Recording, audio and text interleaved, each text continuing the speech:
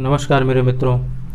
आज हम लोग संघ सूची यानी केंद्र सूची के बारे में चर्चा करेंगे। जैसा कि आप लोगों को ये पता होगा कि संघीय शासन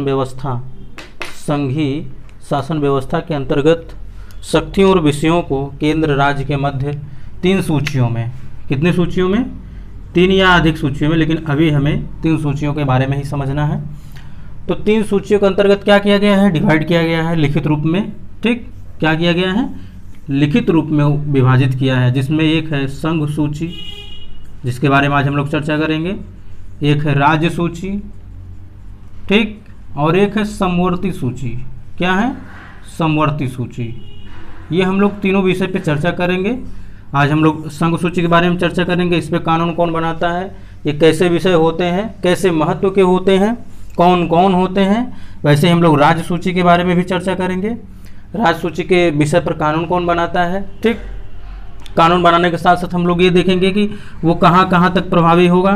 ठीक, वैसे समवर्ती सूची को हम लोग समझेंगे कि इस पर कौन कौन कानून बना सकते हैं, उस कानून का प्रभाव किस किस क्षेत्र पे होगा। ठीक, इसके बारे में हम लोग चर्चा करेंगे। और इसके साथ ही साथ हम लोग ये समझेंगे कि समवर्ती सूची में कौन कौन से विषय आते हैं। ठीक, वैसे ही हम लोग राज्य सूची में समझेंगे, वैसे ही हम लोग संघ सूची में समझेंगे यानी केंद्र सूची में। चलिए हम लोग आज स्टार्ट करते हैं राज्य सूची, संघ सूची सॉरी। अगर आप लोग संघीय शासन व्यवस्था के बारे में नहीं जानते हैं तो आपके ही इस चैनल पर वीडियो लेक्चर है, आप उसको अवश्य देख लीजिएगा, समझ लेंगे आप क्या है संघीय शासन व्यवस्था से या संघीय शासन प्रणाली। चलिए, सबसे पहली बात ये समझिए कि संघ सूची का जो विषय होता है वो राष्ट्रीय स्तर का होता है, यानी कि राष्ट्रीय महत्व का होता है। जब राष्ट्र के महत्व का होगा तो जाहिर सी बात है उस पर कानून कौन बनाएगा। मान लीजिए हमारा राष्ट्र है, मान लीजिए, ठीक, ये अगर हमारा भारत है, अगर वो अंतर्राष्ट्रीय मामले या फिर राष्ट्रीय मामले का अगर महत्व का विषय होगा तो जाहिर सी बात है इस पर कौन कानून बनाएगा, राष्ट्रीय महत्व के विषय आते हैं इसके अंतर्गत। इस पर कानून बनाने की जो अधिकार होता है, जो शक्ति होती है, वो संसद को प्राप्त होती है, यानी केंद्र की विधायिका को प्राप्त होती है। किसको प्राप्त होती है, केंद्र की विधायिका को प्राप्त होती है। अब विधायिका किसे कहते हैं इसके बारे में भी आपके इसी चैनल पर वीडियोस है, आप उसको अवश्य देखिएगा। लेकिन इसीलिए मैं पहले ये सब टर्मिनोलॉजी जो होती थी छोटी छोटी, उसको मैं छोटे छोटे वीडियोज के माध्यम से आप लोगों के समक्ष प्रस्तुत किया हूँ, आप उन्हें अवश्य देखिए। ठीक, देखिए आपका क्लियर हो जाएगा। कैसे महत्व के होते हैं, राष्ट्रीय महत्व के होते हैं।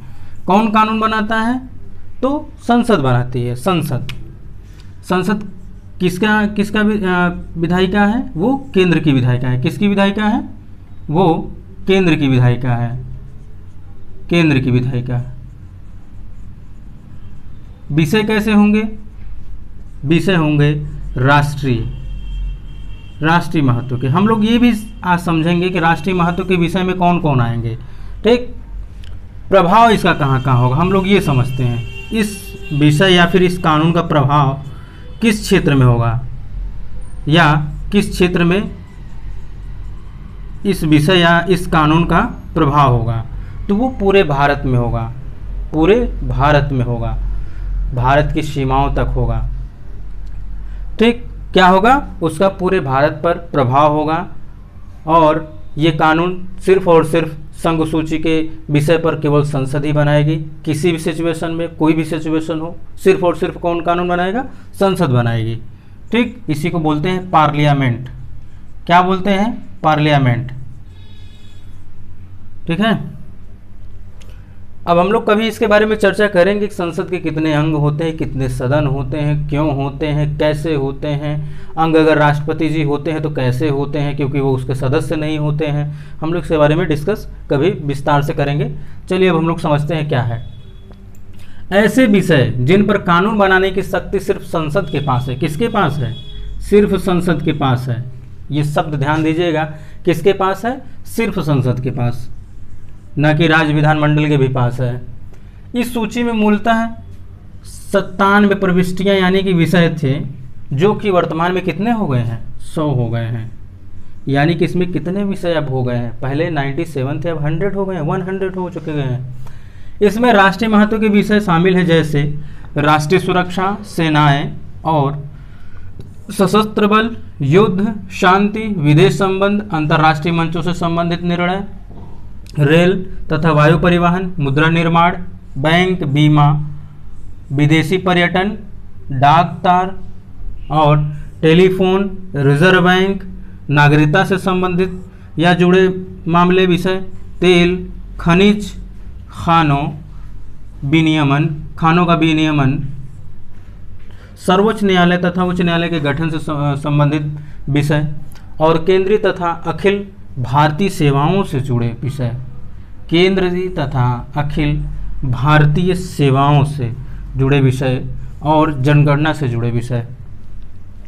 अब आप इसमें से खुद ये विचार कीजिए, इसमें जितने विषय दिए हुए हैं, क्या किसी विषय पर राज्य सरकार कोई प्रतिक्रिया या फिर कहा जाए राज्य सरकार कोई वैसा कार्य करती है? जैसे कि मान लीजिए, क्या सेनाओं की भर्ती राज्य सरकार करती है?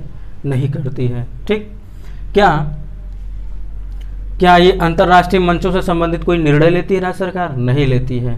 वो सिर्फ और सिर्फ भारत का दौरा अगर कोई किया, कोई विदेश किया या फिर कोई अदर कंट्री ने किया, तो क्या करेगी? भारत सरकार के साथ समझौता करेगी। क्या करेगी? भारत सरकार के साथ समझौता करेगी। या फिर कोई अंतर्राष्ट्रीय सम्मेलन होता है तो वहाँ पर किसी प्रदेश के मुख्यमंत्री न जा करके हमारे देश के क्या जाते हैं? प्रधानमंत्री जाते हैं, हमारे देश के प्रतिनिधि जाते हैं। ठीक, अब क्या हुआ? जो युद्ध और शांति होता है किसी भी देश के साथ, किसी भी देश का अगर युद्ध होता है, मान लीजिए हमारा भारत है, अगर इसका किसी के साथ युद्ध होता है या शांति होती है तो ये विषय कौन देखेगा? वो संसद देखेगी, या फिर कहा जाए केंद्र की सरकार देखेगी। दूसरे शब्दों में क्यों समझने के लिए है, कौन करेगा ये कार्य? वो संसद करेगी। ठीक, मुद्रा निर्माण। अब बताइए आप, क्या मुद्रा निर्माण कोई राज्य सरकार करती है? नहीं करती है ना। और वायु परिवहन का कार्य ये भी नहीं करती है। रेल का, क्या रेल की वैकेंसी आती है तो क्या राज्य सरकार भर्ती करती है? नहीं करती है। जो कि रेलवे जो होता है उसकी जो पटरियां होती है वो राज्य सरकार में ही होती हैं। कहाँ पे होती है? राज्य सरकार में होती है। लेकिन ये उनसे अनुमति लेकर क्या करती हैं? इसको डेवलप करती हैं, फिर उसके बाद इसमें वैकेंसीज लाती हैं, भर्तियाँ लाती हैं, और इस पर कानून सिर्फ और सिर्फ कौन बनाएगा? संसद बनाएगी। मुझे पता था कि संघ सूची पर विषय पर कोई वीडियोज यूट्यूब पर उतना ठीक से नहीं है, उतना डिटेल्स में नहीं है, इसलिए मैंने इस विषय पर वीडियो बनाना उचित समझा। ठीक, क्या हुआ कि इसमें जो है राष्ट्रीय सुरक्षा यानी कि पूरे देश की सुरक्षा के लिए कोई भी कानून बनाना हुआ तो संसद बनाएगी। सेनाओं से संबंधित अगर हुआ तो वो भी कौन बनाएगा कानून? संसद ही बनाएगी। ठीक, विदेशी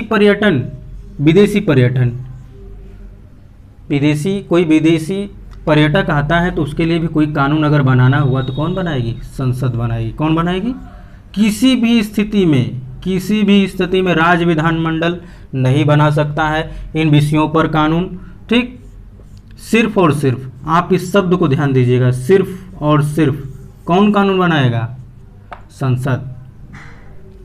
नागरिकता से जुड़े विषय अभी आप लोग हाल फिलहाल में सुन ही रहे होंगे, एनआरसी हो गया, CAA हो गया, ये सारे विषय क्या है? नागरिकता से ही जुड़े हुए हैं। नागरिकता से जब जुड़े विषय कौन ले आ रहा है? कौन कानून ला रहा है? संसद ही ला रही है ना। कौन ला रही है? संसद ही ला रही है। तेल का, यानी तेल का रेट का कैसा हो, प्राइस कैसा हो, ज़्यादा हो, कम हो, कैसा हो, उसका भी कौन करता है निर्धारण? संसद ही करती है। खनिज तथा खानों का विनियमन। खनिज का मतलब ये होता है जो मिनरल्स हैं, और खानों का मतलब जहाँ माइन होते हैं उसका कैसे रेगुलेशन किया जाए, उसके लिए भी कानून कौन बनाएगा? संसद बनाएगी। ठीक, सर्वोच्च न्यायालय तथा उच्च न्यायालय के गठन से जुड़े जो भी विषय होंगे, यानी कि इनका कैसे गठन किया जाए, इसमें कितने न्यायाधीश हों, यहाँ तक कि न्यायाधीश की संख्या का भी निर्धारण। देखिए एक प्रश्न और बन गया, उच्च न्यायालय हो चाहे उच्चतम न्यायालय हो, इसके न्यायाधीशों की संख्या का निर्धारण कौन करता है? वो संसद ही करती है। कौन करती है? संसद ही। ठीक, केंद्रीय तथा अखिल भारतीय, जैसे आप लोग जानते होंगे सिविल सर्वेंट का होता है जो अखिल भारतीय, यानी कि जो केंद्र जो बड़े बड़े पद पर जो केंद्र सरकार या फिर संसद के द्वारा, भारत सरकार के द्वारा जो वैकेंसीज आती हैं, जैसे बड़े बड़े पोस्ट्स पे आते हैं, जैसे मान लीजिए IAS होते हैं, सॉरी PCS नहीं, IAS IPS IFS, ये क्या होता है? IFS Indian forest services, IAS, Indian administrative service, ये क्या होते हैं? ये भी तो राज्य में जा कर के, स्टेट में ही तो जा कर के क्या करते हैं, जॉब करते हैं या फिर सेवा देते हैं। इसको जॉब न करके सेवा कहा जाता है। तो क्या करते, स्टेट में ऊंचे ऊंचे पदों पर, कहा जाए स्टेट में ऊंचे पदों पर ये रहते हैं, ठीक। कार्य ये राज्य में करते हैं, लेकिन सैलरी कहाँ से ये लेते हैं, केंद्र सरकार से लेते हैं, ठीक। इसे कहते हैं अखिल भारतीय सेवाएं। अब जनगणना से कोई मुद्दा आ गया इससे संबंधित, वो कौन बनाएगा, उस पर कानून कौन बनाएगा, वो सिर्फ और सिर्फ संसद ही बनाएगी। अब मान लीजिए इससे अगर प्रश्न बनना हुआ तो कैसे प्रश्न बनेगा, हम लोग थोड़ा सा क्वेश्चन के बारे में बात कर लेते हैं, कैसे क्वेश्चन बनेगा।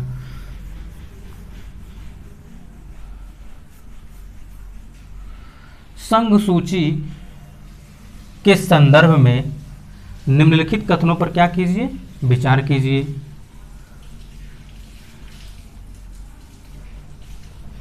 या संघ सूची में शामिल विषयों के बारे में, विषयों को चुनिए, ठीक। चलिए हम लोग ढेर सारे विषय डालते हैं उसमें क्वेश्चन में। चलिए नंबर 1 राष्ट्रीय सुरक्षा,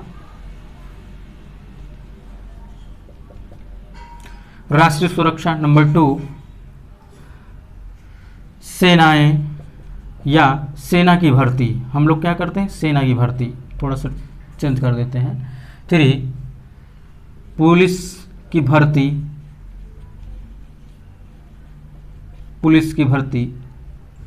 number 4 reserve bank, reserve bank डालने का मतलब यह है कि आप लोग तुरंत ही समझ जाएंगे। चलिए अब हम लोग इसी को कूट बनाते हैं।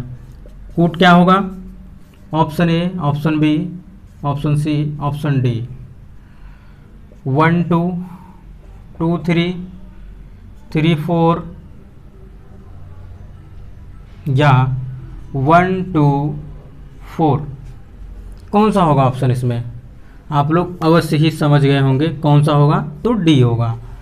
क्यों? क्योंकि पुलिस की भर्ती संसद के द्वारा नहीं होती या फिर केंद्र सरकार के द्वारा नहीं होती, ये किसके द्वारा होती है, राज्य सरकार के द्वारा होती है, या फिर कहा जाए राज्य विधानमंडल इस पर कानून बना सकती है, ठीक। ये राज्य सरकार द्वारा होता है, संसद के द्वारा नहीं होता है, कदापि नहीं होता है, ठीक। तो मित्रों आज हम लोग संघ सूची के बारे में चर्चा किए। हम लोग नेक्स्ट लेक्चर या नेक्स्ट वीडियो में हम लोग राज्य सूची के बारे में चर्चा करेंगे, उसके बाद हम लोग समवर्ती सूची के बारे में चर्चा करेंगे, ठीक। आज के लिए बस इतना ही, हम लोग मिलते हैं नेक्स्ट वीडियो में, तब तक के लिए नमस्कार।